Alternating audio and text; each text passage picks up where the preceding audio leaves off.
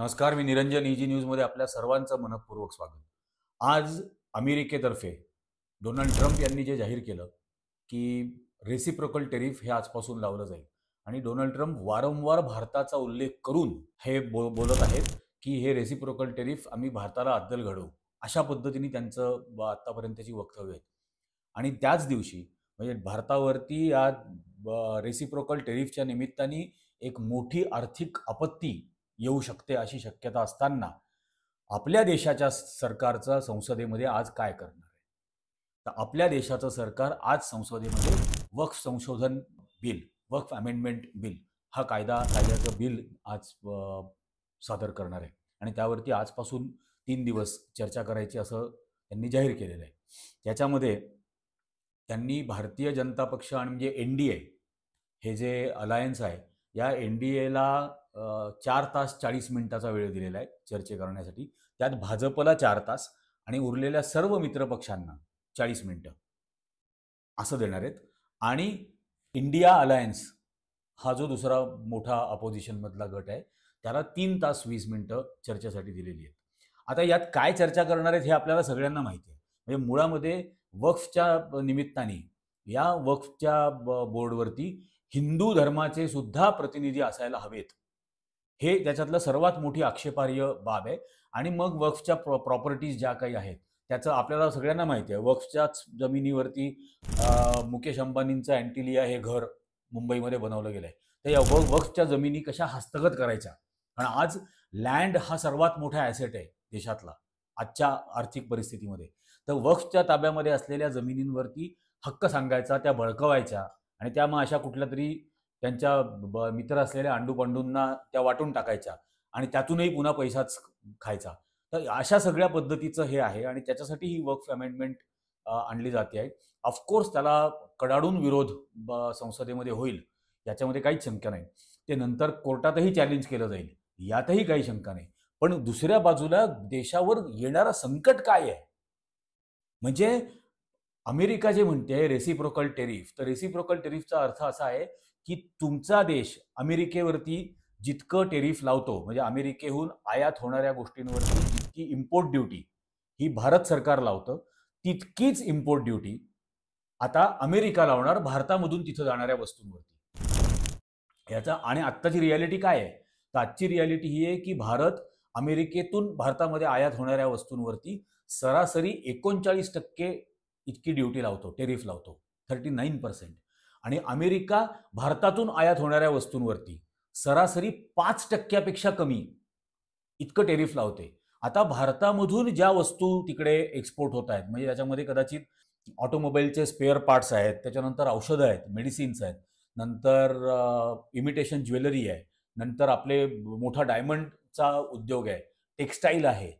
तर भारतामधून जेवढं तिकडे एक्सपोर्ट केलं जातं, सॉफ्टवेअर्स आहेत, या सगळ्या गोष्टींवरती आता अमेरिका 39% टेरिफ लावणार. ते टेरिफ किंवा इम्पोर्ट ड्युटी ही कोणी सरकार भरत नसतं, ते तिथला जो ग्राहक आहे तो भरत असतो. म्हणजे ज्याने कोणी ते आयात करणार असेल, भारतामधून समजा सॉफ्टवेअर घेणार असेल, भारतामधून इमिटेशन ज्वेलरी घेणार असेल, भारतामधून काय ऑटोमोबाईलचे स्पेअर पार्ट्स घेणार असेल, तर त्यांना ते कमीत कमी 39% महाग मिळेल. आत्ता आहे त्यापेक्षा 39%. याचा सरळ परिणाम काय होईल?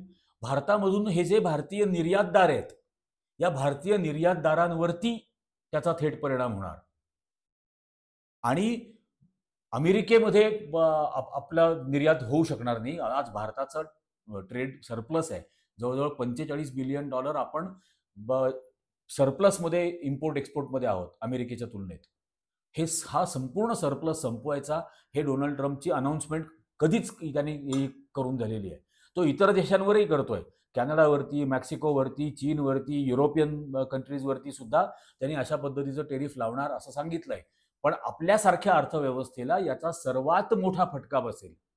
आणि डोनाल्ड ट्रम्प हे जे Narendra Modi pro max version आहे, या डोनाल्ड ट्रम्प यांनी म्हणजे जणू अशा आविर्भावामध्ये सांगतायत की हा काहीतरी अन्याय जगाकडून अमेरिकेवरती केला जातोय. याची रियालिटी ही आहे की गॅट करार जेव्हा झाला, general agreement on trade and tariff, हा गॅट करार ज्यावेळेला झाला तेव्हा 126 देशांनी एकत्र बसून एकत्र बसून सामूहिकरित्या ठरवलं की कशा कोणाच्या बाबतीमध्ये, कुठल्या देशाच्या बाबतीत, कुठल्या वस्तूंच्या बाबतीत कशा प्रकारचं टेरिफ असावं, आणि त्याप्रमाणे आतापर्यंतचं टेरिफ आहे. आता या परिस्थितीमध्ये भारताने अत्यंत कणखरपणाने खरं डोनाल्ड ट्रम्पला सुनवायला पाहिजे होतं.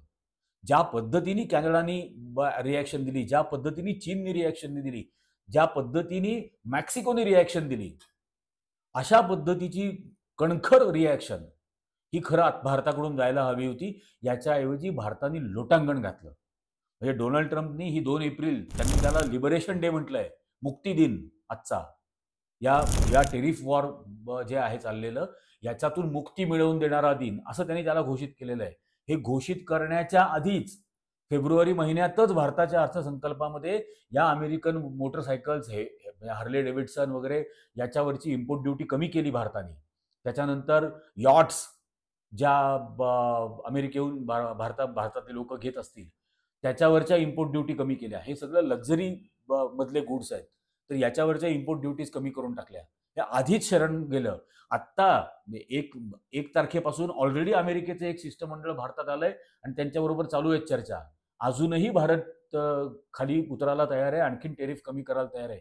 याचा फटका कोणाला बसणार आहे हे कृपा करून लक्षात घ्यायला हवं. आणि या सगळ्याकडे दुर्लक्ष करून, या सगळ्या गोष्टींकडे दुर्लक्ष करून भारताच्या सरकारची प्राधान्य आणि प्राथमिकता कशाला आहे? वक्फ बोर्डची अमेंडमेंट आणायची. म्हणजे जे वारंवार होत आहे की 9 महिने, सुनीता विल्यम्स ही भारतीयच आहे मूळची. सुनीता विल्यम्स 9 महिने अंतराळामध्ये अडकलेली असताना तिथून तिला परत आणलं गेलं पृथ्वीवरती. इथं विज्ञान त्यांचं आहे आणि आम्ही काय करतोय? आम्ही आमचं ते चंद्रावर पाणी शोधण्याचं विज्ञान विसरून गेलो. आम्ही आता जमिनींच्या खाली घुसायला लागलोय, कबरींच्या खाली घुसायचंय. आणि ही जमीन वक्फची आहे का, ही जमीन वक्फची नाहीये का, याच्यामध्ये आता जास्त इंटरेस्ट आहे सरकारला. संपूर्ण प्राधान्यक्रम वेगळा आहे. आणि याचं कारण आहे की मूळ मुद्द्यावरून लोकांना पूर्णपणाने डिस्ट्रॅक्ट करून टाकायचं, मूळ समस्येवरून पूर्णपणे डिस्ट्रॅक्ट करून टाकायचं. दरवेळेला सातत्याने अशा काहीतरी कॉन्ट्रोवर्सीज करत राहायच्या की मूळ प्रश्नांवरती लक्षच राहणार नाही देशातल्या नागरिकांचं. म्हणजे भारतामध्ये असलेली सर्वोच्च पातळीवरची आजची बेरोजगारी असेल, सर्वोच्च पातळीवरची महागाई असेल, जो काही टॅक्स टेररिझम आहे त्या जीएसटीच्या मार्फत सुरू झालेला तो असेल, जे ढासळलेली पूर्ण शिक्षण व्यवस्था असेल, आरोग्य व्यवस्था असेल, त्या जीवनावश्यक औषधांवरती आता त्याच्या किमती वाढणार आहेत, आजपासूनच वाढणार आहेत, आणखीन महाग होत जाणार आहेत या गोष्टी.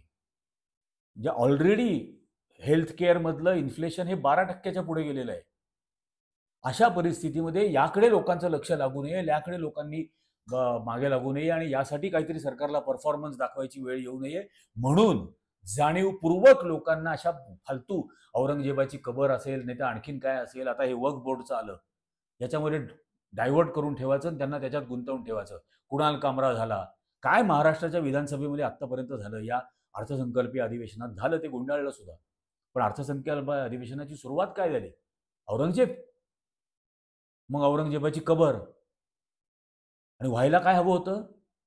धनंजय मुंडेचा राजीनामा, यावर चर्चा व्हायला पाहिजे होती. धनंजय मुंडेला आरोपी का नाही केलं याबद्दल चर्चा व्हायला पाहिजे होती. राज्यातल्या कायदा सुव्यवस्थेबद्दल चर्चा व्हायला पाहिजे होती. सोमनाथ सूर्यवंशीच्या खुनाबद्दल चर्चा व्हायला हवी होती. नागपूरमध्ये घडवल्या गेलेल्या दंगलीबद्दल चर्चा व्हायला हवी होती. हे काहीही चर्चा न होता हे असल्या गोष्टींवरती संपूर्ण राज्याचं लक्ष वेधून ठेवलं बाजूला.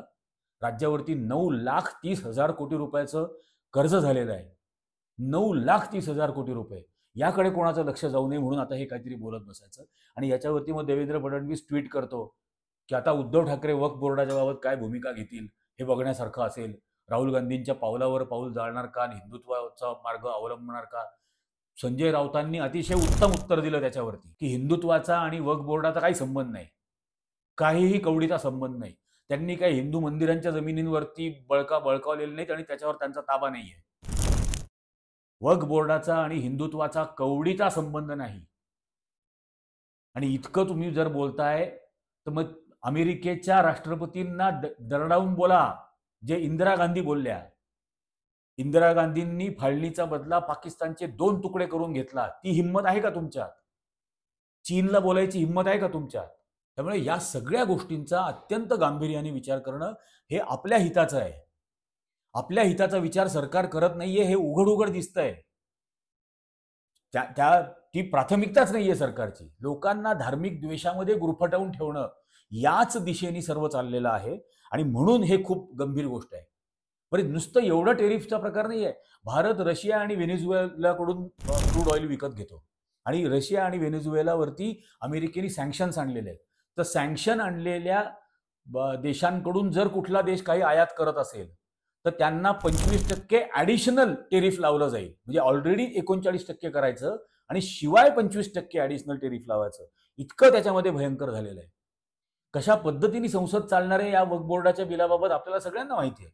ते लोकसभेचे सभापती हे कशा पद्धतीने कामकाज हाताळतात हे सगळ्यांना माहिती आहे. योगायोगाची गोष्ट आहे. गेले 2 दिवस कोरी बुकर नावाचा अमेरिकेचा डेमोक्रॅट पक्षाचा एक सिनेटर कोरी बुकर यांनी अमेरिकेच्या सिनेटमध्ये सलग 25 तास भाषण केलं आणि डोनाल्ड ट्रम्पच्या सगळ्या पॉलिसीजवरती त्यांनी कडकडून त्याच्यावरती टीका केली. 25 तास एका माणसाने टीका केली. त्याला बोलू दिलं. अमेरिकेच्या सिनेटमध्ये त्या कोरी बुकरला बोलू दिलं. भारतामध्ये इतक्या महत्वाच्या बिलावरती सुद्धा 25 तास चर्चा नाहीये. एकूण 7-7.5 तास चर्चा आणि त्यातही किती हजार वेळेला माईक म्यूट करून टाकले जातील याची काहीच कल्पना नाहीये. किती वेळेला कॅमेरे हटवले जातील याची काहीच कल्पना नाहीये. ही संपूर्ण चर्चा कशी भरकटवून टाकून सभागृह तहकूब होण्याची शक्यता होईल याची काही खात्री नाहीये. ही इथं आलेली आहे भारताची लोकशाही. देशावरती येत असलेल्या आर्थिक अरिष्ट्याच्या बाबतीमध्ये चिंता करण्याऐवजी जमिनी कोणाच्या, हिंदूंच्या का मुसलमानांच्या, याच्यावरती चर्चा करायची आहे माझ्या देशाच्या सरकारला. हे अत्यंत गंभीर आणि सिरियसली घेण्याची गोष्ट आहे. याच पद्धतीने आपण घसरत राहणार का? फरफट होणार का या संपूर्ण देशाची? का या विषय डायव्हर्ट करणाऱ्या या प्रयत्नांमध्ये आपण यापुढे नाही अडकायचं, हा आपण निर्णय घ्यायचा आहे. तुम्ही हा निर्णय घेणार आहात का की अजिबात विचलित होणार नाही, मूळ मुद्द्यांवरच लक्ष केंद्रित करून राहिलं जाईल? हे आपण निर्णय घ्यायचा आहे. मी अगदी कळकळीने सर्वांना विनंती करतो, हा व्हिडिओ जास्तीत जास्त जणांनी लाईक करा. जास्तीत जास्त जणांनी लाईक केला तर यूट्यूब सुद्धा हा प्रमोट करतो. जास्तीत जास्त जणांना याची लिंक शेअर करा. तुम्हाला काय वाटतं हे आवर्जून खाली सांगा. आजच्या या भागामध्ये इतकंच. धन्यवाद.